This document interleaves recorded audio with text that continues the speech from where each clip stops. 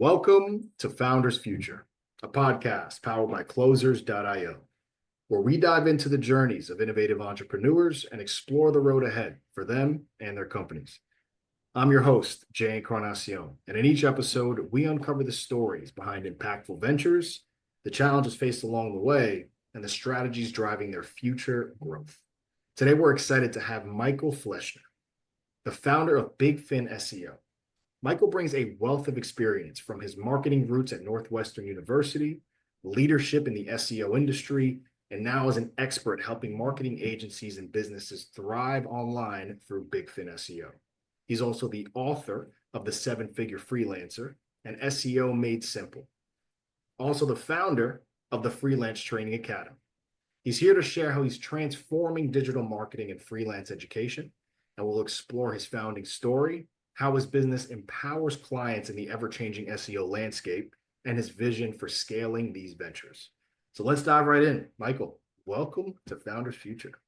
Thank you so much for having me. Excited to be here. Absolutely. So excited to have you on. I mean, you've clearly done so much, so I can't wait to dive in with you. So for our listeners here, take us back to the beginning, Michael. What specific problem in the digital marketing or SEO landscape, maybe around agency inefficiencies or client challenges, really inspired you to start Bigfinn SEO? Yeah, I think for me, it really started early in my career. I've always been in marketing, and even early on, as digital marketing was really just becoming a thing. And I remember building a website and going out to Google and trying to find it, right? Trying to get it to show up in search results. Mhm. And it was nowhere to be found. And it started this journey for me Mm. of trying to understand how it all works with the end result of, hey, how do I get my website ranked #1 on Google? And back in the day, it was definitely a lot easier than it is today, but there was a certain curiosity that I had. And I just kept digging and digging, learning and learning. And what I quickly discovered was not only were there certain methods that you could use to improve your organic rankings, but while doing that, you could also own more real estate out Mm. on Google. And when I started to do that, I got phone calls. People said, "Hey, can you do that for my business?" And at the time, I really didn't want to consult. I thought that was just trading hours for dollars and there just wasn't value there. So I wrote a book called SEO Made Simple, which, as you know, became a bestseller on Amazon. And that really launched my career in terms of search engine optimization, digital marketing, and really kind of keeping that idealism around there is always a better way. There's always a better way to get to your end result and to keep digging and working in order to discover that. And just like the early days of Walmart, it was all about not just having a better system. It was also about sharing those results with as many people as you could to accelerate the outcome. And I feel that that's something that I've always been passionate about. That's one of the reasons I started Bigfinn SEO. That's one of the reasons why, I've done a lot with freelancers and helping them kind of navigate this transition from corporate America to following their passions. It's really all about sharing those things that I've learned along the way and trying to compress time for others. I love it. So I mean, clear as day that this is your passion, right? It's your bread and butter at this point. So walk us through here, Michael, how Bigfinn SEO's offer has evolved thus far. So from what you Mhm. provide to who you provide, how's that changed since you guys first started? Yeah, it's definitely evolved. In the beginning, it was all about organic search, SEO, and really focusing on getting websites to rank, at the top of Google search results for specific keywords. And it was a pretty, I don't want to say shallow business because there was work involved, but it wasn't overly complex. Once you knew how to do it, you could rinse and repeat, and you could pretty consistently deliver results for anyone. However, over time, as the Internet of Things changed, people, especially clients, B2B clients in particular, they wanted immediate results. And the problem with SEO, even though it sounds self-serving, it is true. It does take time. You can't say, hey, I want to rank #1 for this keyword phrase, and then the next day or next week show up at the top of Google. It just does not work that way.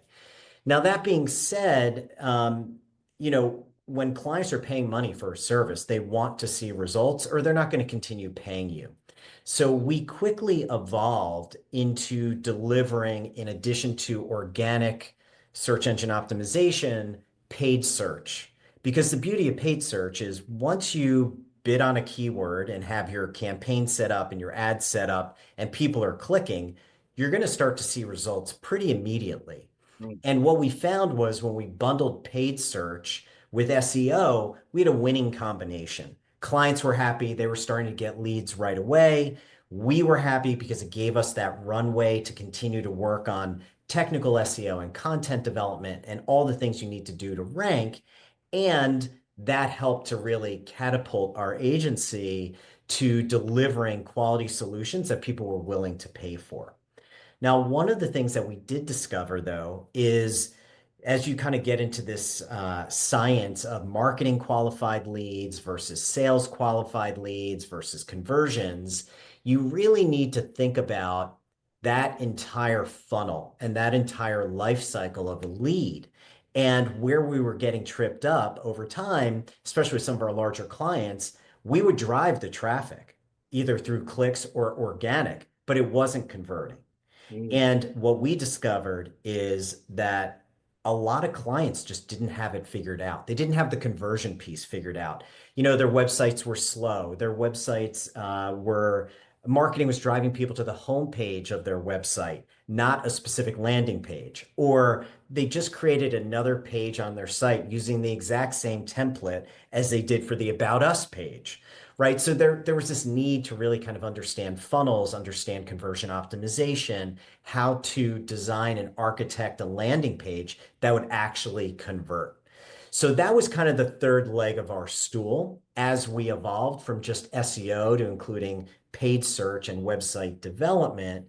And of course, as you know, once you're delivering results for a client, they want you to do more. It's just like closers.io. Once you show them like, hey man, start with a strong offer and here's the process to close, they want to throw more business your way. And I feel that that kind of trifecta of SEO, paid search, website optimization or development, that's a winning combination for any business.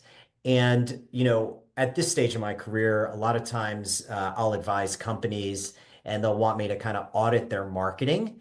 And I just ask them a handful of questions. And more often than not, one of those pieces is missing.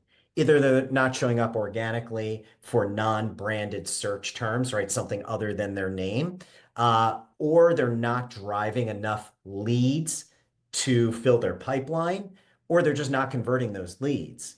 That's it. I mean, it's really not more complicated than that, at least from my perspective and really our agency's perspective. So, again, I think it's all about starting somewhere. Anyone who's running a small business, an agency in particular, it's kind of doing what you know, rinse and repeat, but continually being open to what your clients are asking for and finding ways to deliver on that ask that are not just incremental in the sense of adding small tweaks, but allowing that to help you evolve your own business model and the services you offer. Absolutely love that. So let's go into a bit of a misconception that people often have about the SEO industry. I mean, especially around its value to businesses or its scalability.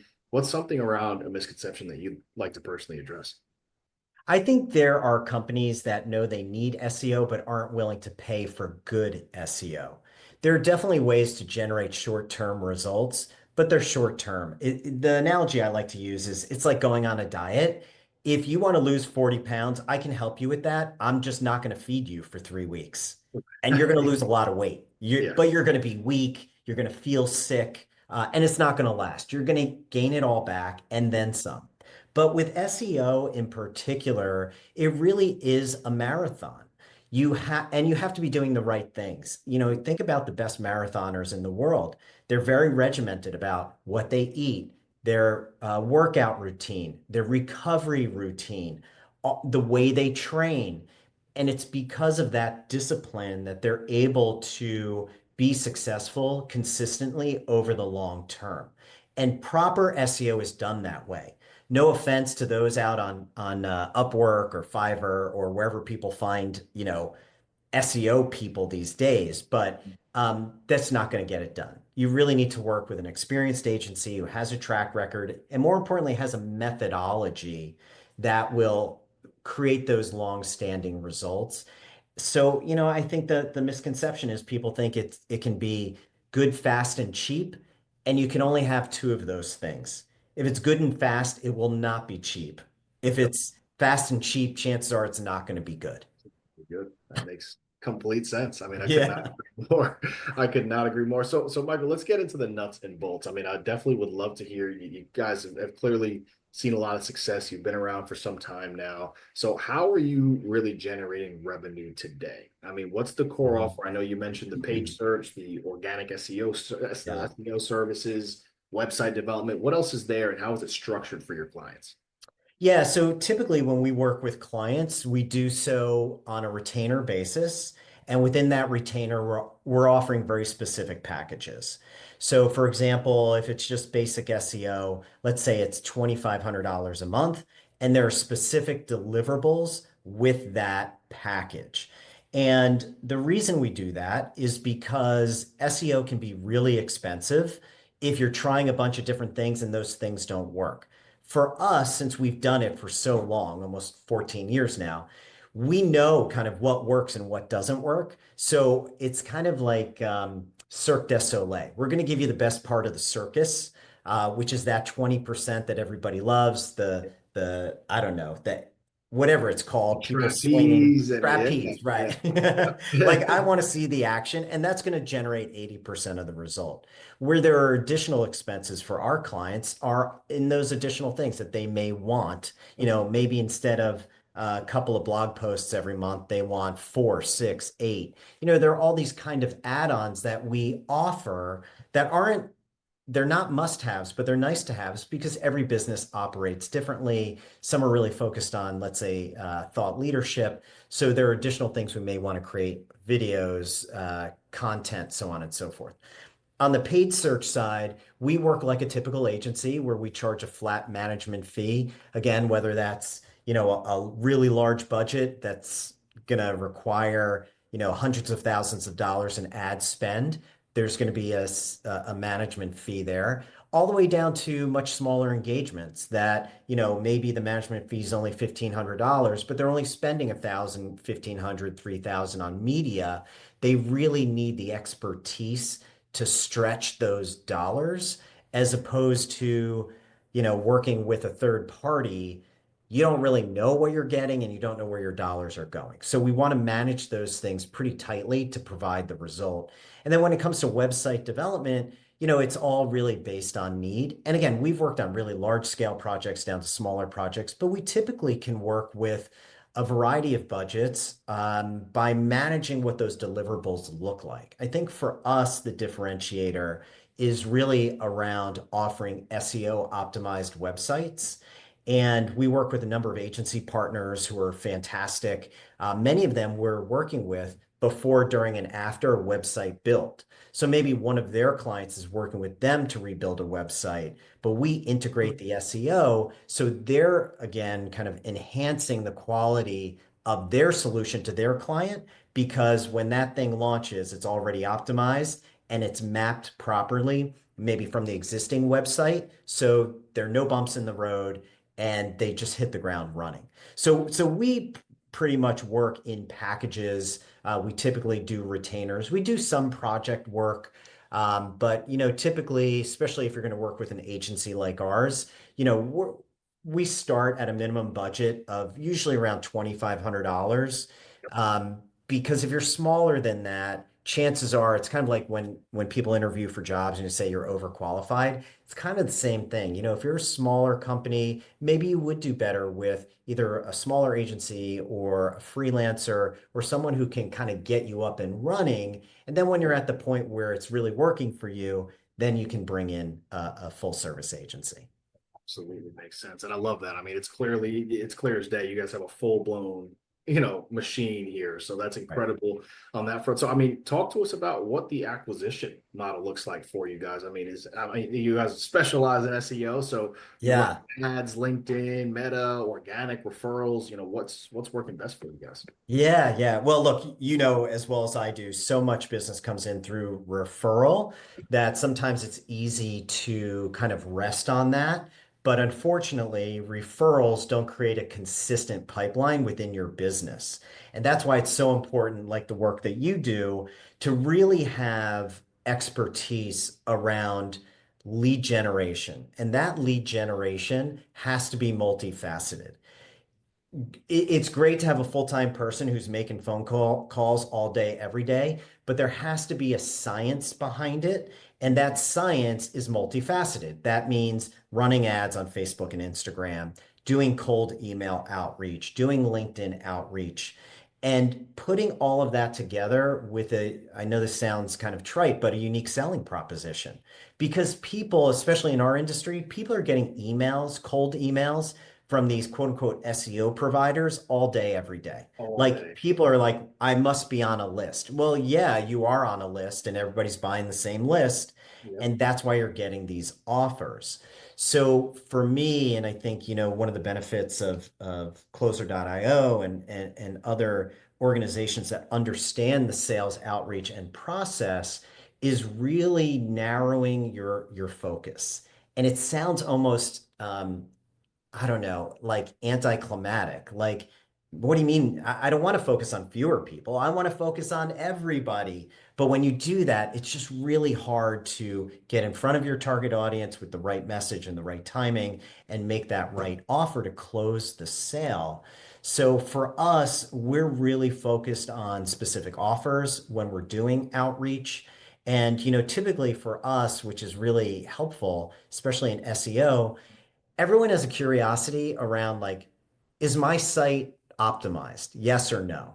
And it's not a yes or no answer. So as a carrot, we can offer, and it's to be honest, it's not a full scale audit because we charge for those, but we can do what we call a light audit to give companies a sense of whether or not they're even a candidate to work with us or get benefit from anyone if they're going to invest in SEO or paid search or whatever the case might be. So we like to use lead magnets, but at the end of the day, it really is a multifaceted approach that requires both cold, outreach, whether that's email, sales calls, what have you, as well as advertising.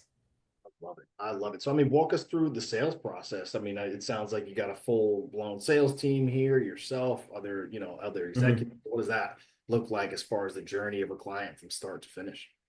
Yeah, oftentimes what we'll do is there's a lot of research up front before you even do outreach. And for us, we really have two primary audiences. We focus on what I'll call small businesses, typically between 5 and $20 million in revenue. And we will focus on agencies. And the reason we focus on agencies is especially in the SEO world to hire an SEO, a good SEO, it's expensive because there's limited supply, right? These guys or gals, we have both on our team, are hard to find, and they're good, right? So they're not cheap. So what they will do, most of our agency partners are using us to supplement their team because either A, they don't offer SEO on a regular basis, or B, maybe they do, but they don't want to spend $150,000 a year on an FTE. So Mm. we can work with them on a project basis. We can work with them in a number of different ways, and we become an extension of their team. So since we're selling to these two different entities, agencies versus businesses, the sales cycle is pretty different for each. With an agency, it's more of a farmer type mentality where we're getting to know the agency, they're getting to know us, we're learning their capabilities, we're learning how they like to work with partners. We're trying to figure out the best model, whether it's a resale model or it's a white label type model. So there's a different sales process when it comes to the agency world versus Mhm. B2B. Typically with B2B, there's some type of freemium or an audit up front. They see they have a need. And then in essence, we focus on FAB, right? Features, advantages, benefits. And by doing that, we can help them understand not just what type of value they would get using an agency like ours, but we help them visualize and see the impact that this investment can make on their business. Because oftentimes a lot of people are starting with, hey, when I Google this, we don't show up. And what we try to do is really educate them as to why that is, because it's not just one reason, it's a multitude of reasons.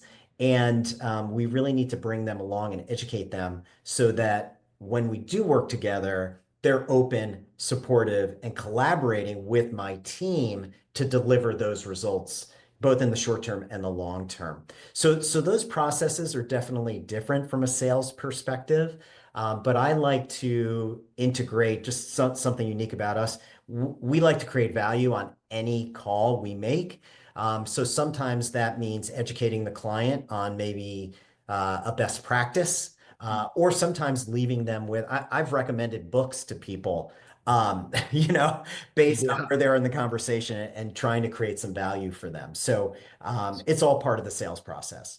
absolutely. So I mean, with that, again, it really sounds like everything is clicking for you guys. So is there any bottlenecks that you can even point to growth right now, or whether that may be lead generation, converting? I know you said you had a bit of an issue there, or delivering for the clients with the current capacity of the team. Is there something that you can point to on that front? Yeah, I think there's definitely a delicate dance between managing our own growth and throttling some of our lead generation. The good news is, especially for us having kind of been down this road multiple times, I think we have it figured out. And what I mean by that is we typically don't overhire internally because we've got really tight processes and systems so that if we need to ramp up, if tomorrow, and actually, one of our agency partners talked to us about implementing local optimization around literally hundreds of locations for a particular client. We could do that within a week. Like that wouldn't be an issue. But in the past, it was because we had such customization around our services that it was just impractical. We weren't able to deliver for every client. And we were in this constant push pull where we were trying to generate more leads, but we didn't want those leads because if they converted, we really couldn't scale fast enough to meet that demand. So it is definitely a balancing act. And I think if there's any challenge that we've had either recently or in the past, it's definitely been about striking that balance where if we needed to, we could scale, but we didn't want to overhire on the agency side because if something were to go awry or something didn't close.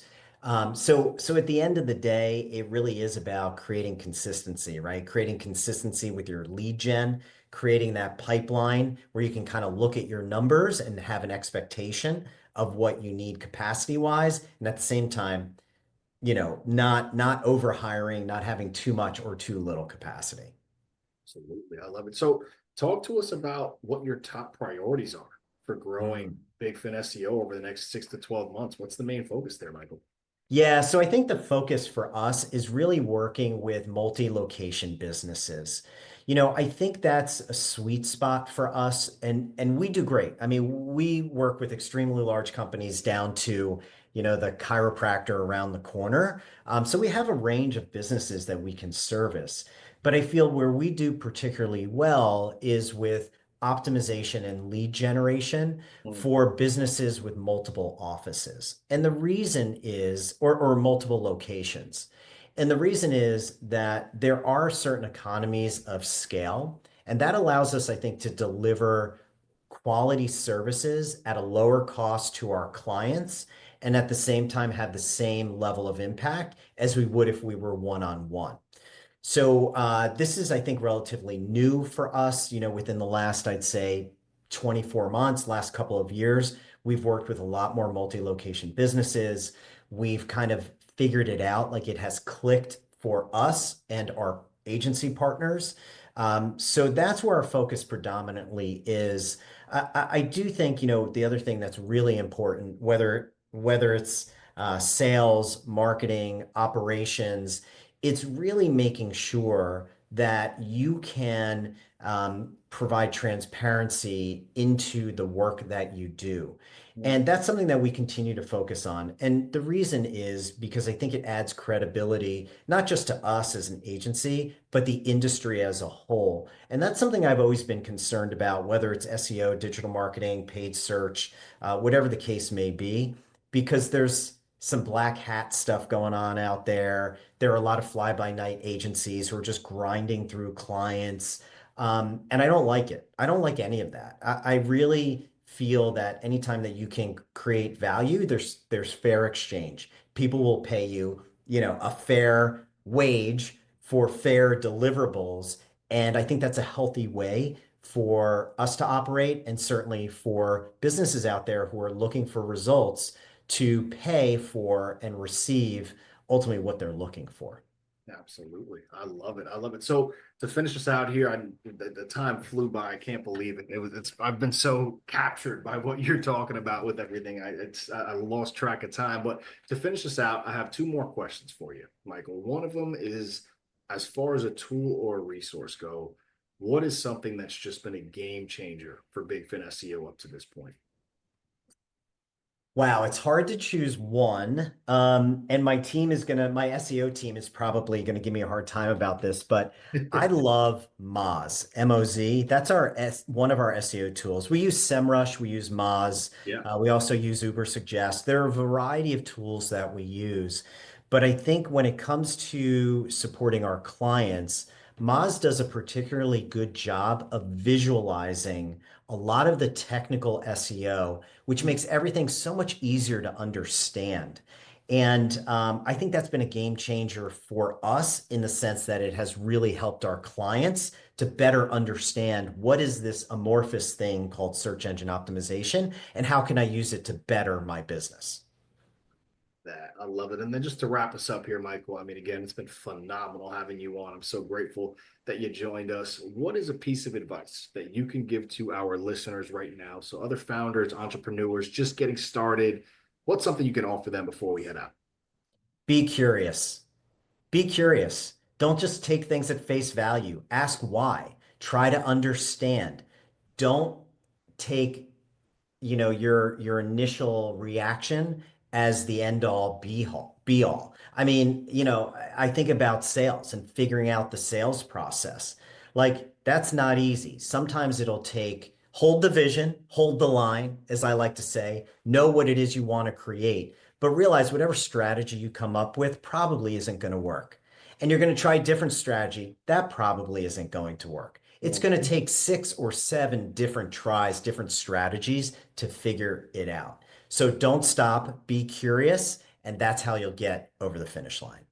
I love that. And with that, that does wrap up another inspiring episode here of Founders Future.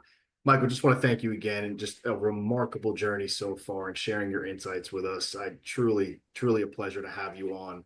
To our listeners, if you enjoyed this episode, which I know many of you have, don't forget to subscribe to Founders Future wherever you listen to your favorite podcasts. You can also find more resources and insights at closers.io, where we're dedicated to helping businesses accelerate their growth through trained appointment setters and world-class marketing systems. Until then, keep climbing, and we'll see you on the next one.